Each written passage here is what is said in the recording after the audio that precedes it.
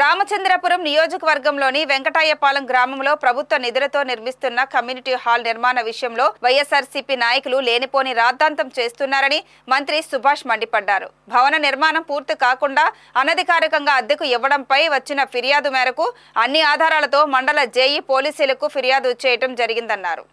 ఈ సందర్భంగా మంత్రి మాట్లాడుతూ నిజాలు తెలుసుకోకుండా తనపై నిందలు వేయడం సరికాదు అన్నారు. ఈ విషయమై జిల్లా ఎస్పీ విచారణ అధికారిని నియమించారని, చట్టం తన పని తాను చేసుకుంటుందన్నారు. వెంకటాయపాలెం సర్పంచ్, రాజ్యసభ సభ్యులు పిల్లి సుభాష్ చంద్రబోస్, అతని కుమారులు వాస్తవాన్ని వక్రీకరిస్తూ తనపై బురద జల్లే ప్రయత్నం చేస్తున్నారన్నారు. తమ పార్టీలోకి రానందుకే తనపై కక్షపూరితంగా వ్యవహరిస్తున్నారని సర్పంచ్ చెప్పడం హాస్యాస్పదమన్నారు. వైసీపీ నాయకులను తమ పార్టీలోకి ఆహ్వానించే అవసరం తమకు లేదన్నారు.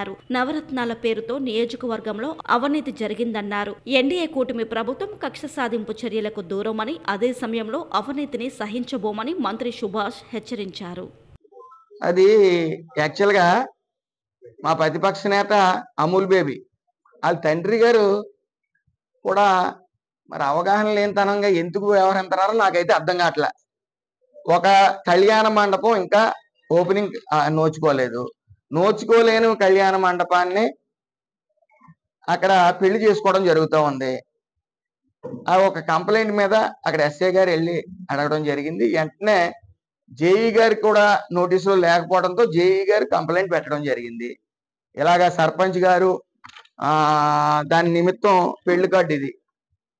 అలాగే సర్పంచ్ గారు తాళాలు లాగేసుకున్నారని చెప్పి కాంట్రాక్టర్ చెప్పడం జరిగింది.